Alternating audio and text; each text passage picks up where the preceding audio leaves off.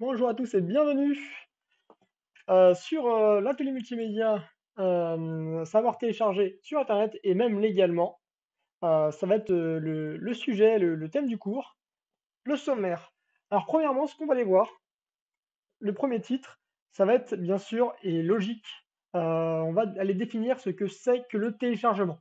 On pense tous savoir ce que c'est, mais en fait, donc il y a des subtilités, des choses, des coulisses derrière un téléchargement. En second lieu, dans un deuxième point, comment télécharger? On va aller faire donc un petit exercice. Ensuite, 3e point, télécharger un fichier sans risque. Ce qui revient souvent, c'est les personnes qui n'osent pas télécharger, vous n'osez pas télécharger. En 4e point, on va revenir et là plus en détail sur le téléchargement légal et illégal. Et ben non, il n'y a pas de 5e point. On va directement passer sur, s'il n'y a pas de questions, sur la définition du téléchargement. Allez, on va aller définir. Je reviens sur ce que j'ai dit. Télécharger désigne le fait de copier un fichier situé sur internet ou chez quelqu'un d'autre sur son ordinateur. On peut télécharger, bien sûr légalement, des musiques, des logiciels, des vidéos, des photos, ou encore des sites. Un téléchargement, bien sûr, n'est pas une installation. Et il y a des personnes qui viennent, pour télécharger, ils viennent télécharger un logiciel et ils vont sur 01.net admettons et ils cliquent sur télécharger. Alors, ce n'est pas fini. Ça, ce n'est pas tout. Ça ne veut pas dire que tu as le logiciel. Tu viens de télécharger l'installateur. Tout ça pour dire que lorsqu'on télécharge donc un logiciel, par exemple, c'est en deux étapes. Il y a un téléchargement puis une installation. On vient sur le téléchargement. On a cité que deux étapes, hein. Voilà, on a demandé la demande du fichier et l'envoi du fichier. Mais il y a avant toute chose, parce que sinon ce n'est pas sécurisé, il y a un contact entre le PC1 et le PC2 ou Internet, bien sûr, il y a un établissement de la connexion. On demande l'autorisation de se connecter. Puis, c'est à lui d'accepter ou non la connexion. À ce moment-là, l'ordinateur le fait automatiquement, demande du fichier. Et enfin, 4, il nous envoie le fichier. C'est ce qu'on appelle le fameux téléchargement. Donc, on va essayer de retrouver l'une de ces trois images. Premièrement, on va essayer directement de télécharger sur Google. Et pour la télécharger, il n'y a pas de lien de téléchargement. Clic droit. Oh, bon, je peux enregistrer l'image sous, donc je peux l'enregistrer quelque part. Ce qu'on va faire, par exemple, ici. Alors, sachez juste une chose, que ceci, alors je ne vais pas aller plus loin parce qu'effectivement, c'est effectivement un téléchargement illégal, mais surtout, donc on ne va pas voir la fenêtre lorsqu'on va faire enregistrer, il va directement me le télécharger là. Donc, ceci est un téléchargement illégal. Pourquoi? Et il y a écrit les images peuvent être soumises à des droits d'auteur ici. Donc, on n'a pas les droits. Il faut aller contacter la personne pour savoir si on peut utiliser son image. Alors, mais par contre, ce que je peux aller faire, aller sur un site. Bon, on va partir sur les vidéos.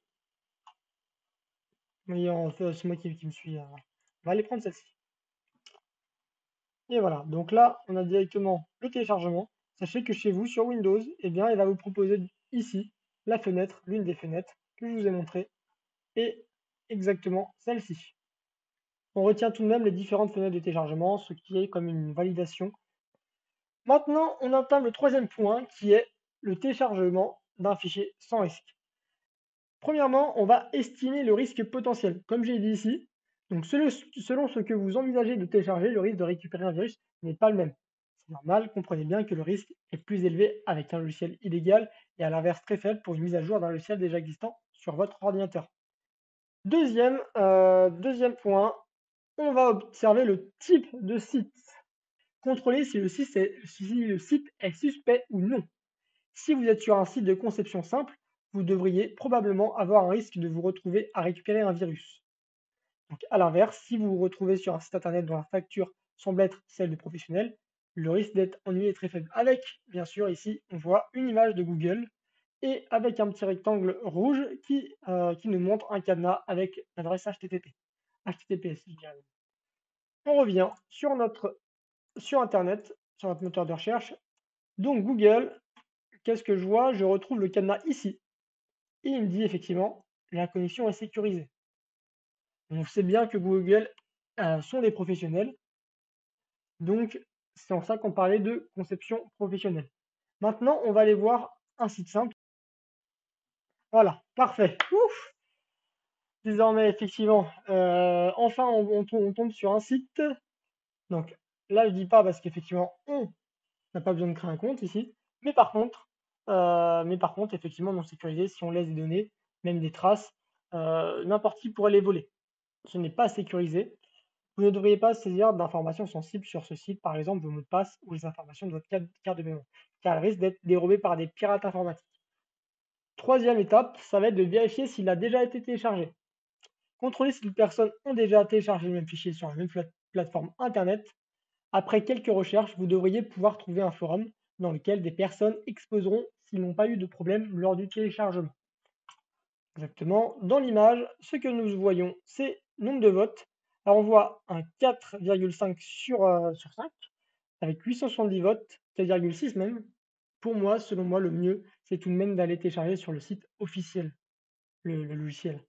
Donc CCleaner, on va le télécharger sur ccleaner.com. Surtout qu'on a la possibilité. Comme ça, on est sûr que c'est le produit et qu'on n'oublie pas un pack. Donc CCleaner, je suis désormais sur le site. Donc il a 4 étoiles sur 5. On avait vu juste avant d'ailleurs CCleaner, ça devait être sur 01.net. Je vais sur le site et je cherche CCleaner. Et on retrouve, alors même si ça a été mis à jour, on retrouve, vous voyez, les notes, donc nombre de fois qu'il a été téléchargé, et donc, et bien sûr, les avis qui seront en dessous. L'avis des utilisateurs, donc votre note sur CCleaner, donc 2 avis ici, différente à 522 avis. Quatrième point, contrôler le poids du fichier. Déjà, pourquoi? Parce que vérifier que le poids du fichier est bien normal pour ce que vous souhaitez télécharger. Si le fichier semble bien léger pour ce qu'il devrait être, n'y touchez pas. Oui, parce que logiquement, lorsque vous téléchargez un film, si vous n'êtes pas bête, il devrait quand même, voilà, un film c'est énormément de données. On ne va pas compter en kilo-octets ni en mégaoctets, on va parler même déjà en gigaoctets, voire même téraoctets. Et si vous voyez, vous avez des kilo-octets, des octets, ou voire des mégaoctets, vous pouvez avoir un doute. On va voir comment ça fonctionne. Eh bien, je vais aller dans donc, mes fichiers, images, je clique droit sur l'image. Donc c'est pas, vous l'ouvrez pas, hein, vous cliquez juste droit sur l'emplacement de l'image. Et on va faire lire les informations ou bien propriété. Si on est sur Windows, ce sera propriété. Il va nous ouvrir une nouvelle fenêtre et on voit il fait 8 kilooctets. Ici qu'on peut voir donc la taille. Je reviens et je vais aller voir donc mes musiques. J'en ai certaines. Donc là, on a une musique libre de droit qui est du MP3. Lire les informations. Musique, on est sur du mégaoctet et on voit, on est bien sur du mégaoctet 5,4. Alors que, effectivement, si on va sur les applications, donc les informations de Bridge, donc on est 1,5 giga sur le disque. La cinquième étape, donc du troisième point, c'est donc regarder l'extension de votre fichier. On parlait des points exe, .exe, mais il y en a d'autres. Ça s'appelle des exécutables. En fait, on en retrouve énormément. C'est simplement un fichier qui va modifier le comportement de votre machine. Un exécutable, il va vous ajouter donc des fonctionnalités.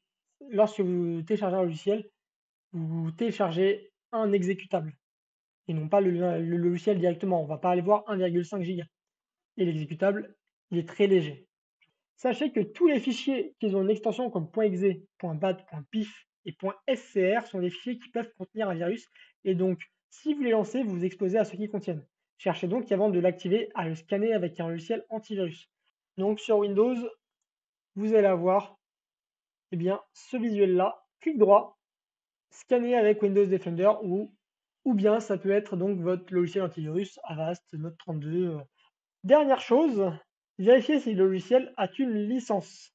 Quand vous cliquez sur un fichier ayant l'extension .exe, une fenêtre s'ouvre, vous demandant si vous autorisez ce dernier à apporter des modifications sur votre ordinateur. Dans cette fenêtre, vous pouvez apercevoir s'il a une licence ou non. Si ce n'est pas le cas, il s'agit peut-être d'un fichier malveillant. Alors, j'ajoute quand même ici, toutefois, sachez que tous les fichiers non licenciés ne sont pas malveillants, de même que tous les fichiers licenciés ne sont pas des fichiers sains. Il n'y a pas de risque zéro. Avec un éditeur, au moins on voit qu'il l'a fait et on peut se protéger comme ça. Désormais, donc quelques conseils pour télécharger un fichier sans risque. Premièrement, équipez votre navigateur internet avec un module de contrôle. Qu'est-ce qu'un module de contrôle? Je vous propose Woot, donc gratuit, Woot Web of Trust. Voilà, Web of Trust. Donc sur le Chrome Web Store. Donc là, je suis sur Google Chrome. On le retrouve aussi sur Mozilla Firefox. Et on fait ajouter à Chrome, ajouter l'extension. Désormais, je retourne sur Google. Désormais, on a un petit logo ici. Réputation de la sécurité et de la réputation du site. Wikipédia, donc la sécurité c'est sûr, réputation. On peut aller voir la fiche de score complète avec les avis, tout ce qui va avec. Deuxième point, deuxième conseil, procurez-vous un logiciel antivirus. Il y en a, alors déjà, il y en a un qui est gratuit, qui est installé si vous avez un Windows, c'est Windows Defender. Windows Defender, mais vous avez aussi Avast, tout ça. Ce qui est sûr, c'est qu'il vous en faut un et un seul. Troisième point, inscrivez le nom du fichier douteux dans un moteur de recherche. Ensuite, il est possible de trouver sur Internet des sites qui scannent et analysent les fichiers. Donc, virus total, on prend un fichier, donc, ou une URL, donc un site Internet, on le dépose, choisir un fichier dans votre ordinateur, télécharger, je recherche, il va me dire si c'est bien, si le téléchargement est sûr ou non. Donc, bon, voilà, détection, donc clean, clean, clean, clean, clean. Et AutoShunsia, voilà, c'est pas, il ne veut pas en savoir plus. Très bien, donc ça va. Ensuite, donc, pour plus de sécurité, si vous n'arrivez pas à avoir confiance en un site internet ou au fichier qu'il vous faut télécharger, ne faites rien et passez votre chemin. Et si vous avez malencontreusement téléchargé puis installé un logiciel insuspect, installez le plus vite possible un logiciel comme Avira, Avast ou Malwarebytes, qui sont des programmes efficaces contre les menaces avec des versions gratuites. Désormais, et dernier point, on arrive sur le téléchargement légal ou illégal. Premièrement, le téléchargement illégal est le fait d'obtenir une œuvre via Internet protégée par des droits d'auteur sans que l'artiste ne soit rémunéré. Et c'est pour ça que je voulais vous parler des Creative Commons. La licence qui est en Creative Commons, ça peut vous intéresser. Ça, c'est-à-dire, ce sont des personnes qui créent une image, un film, tout ça. Ils veulent le partager à tout le monde, ils veulent que les gens l'utilisent. Ils mettent la licence CC. Ils n'ont pas leur nom, ils mettent CC. Ce qui veut dire c'est quand même sous licence, mais vous pouvez l'utiliser, y compris à des fins commerciales. Le paiement des droits d'auteur peut être pris en charge par le site, notamment grâce aux publicités. À l'inverse, bien sûr, certains sites font payer un abonnement sans reverser l'argent aux ayants droit, et c'est pour ça que c'est à vous, donc du devoir de l'internaute qui télécharge de vérifier que les droits d'auteur de l'œuvre sont bien respectés. C'est à vous de vous documenter sur les sites. On y vient à Adopi. En France, la loi Adopi a été mise en place pour lutter contre le téléchargement illégal. La diffusion et protection de la création sur le Internet, dite loi Adopi, ou loi de création Internet, est une loi française qui vise principalement à mettre un terme au partage de fichiers en pair à pair, peer-to-peer en fait, lorsque ces partages se font en interaction avec la législation. On arrive ici au peer-to-peer et téléchargement direct. Différentes méthodes de téléchargement illégal, il y en a trois. Il y a le téléchargement direct, l'obtention d'un fichier depuis un serveur distant via Internet. Il n'y a donc pas besoin de logiciel, il s'agit simplement de cliquer sur un lien mis à disposition par un site. On télécharge, ça c'est un téléchargement direct. Et désormais le peer-to-peer, quelqu'un télécharge, quelqu'un qui a accès au serveur télécharge, et ensuite lui-même, il devient le serveur et il partage, il partage, il partage, il repartage. Voilà. Peer-to-peer, c'est beaucoup plus compliqué à retrouver. Et enfin, le streaming. Le streaming, c'est les données du fichier donc souhaitées sont transmises en flux continu sur un site internet. Mais par contre, ainsi, donc l'internaute peut visionner une vidéo, écouter une musique sur un site internet sans avoir besoin de le télécharger complètement au préalable. Le streaming est tout de même un téléchargement et le stockage de données est seulement provisoire. Je voulais quand même vous parler de différents services qui vous permettent d'avoir accès à du libre de droit. Donc la bibliothèque numérique de l'Alpha. Votre compte Sésame, avec votre compte Sésame, vous avez accès à un catalogue de sites qui proposent donc des contenus téléchargeables, quelquefois libres de droit, et surtout c'est gratuit. Ensuite, Pixabay, on y allait voir, on a vu un petit peu téléchargement d'images, vidéos et vectoriels libres de droit, dispose d'une bibliothèque importante, comme on a pu voir. C'est le plus gros site de téléchargement d'images libres de droit. Au bout du fil, propose une collection de musique sous licence Creative Commons en streaming et téléchargement. Tous les styles sont présents sur la plateforme et gratuitement. Donc il y a aussi d'ailleurs musicscreen.be, belge. Et voilà, au revoir, merci d'avoir suivi, merci d'avoir participé à l'atelier. Je vous souhaite une bonne soirée, donc déjà une bonne fin de journée une bonne soirée. Voilà.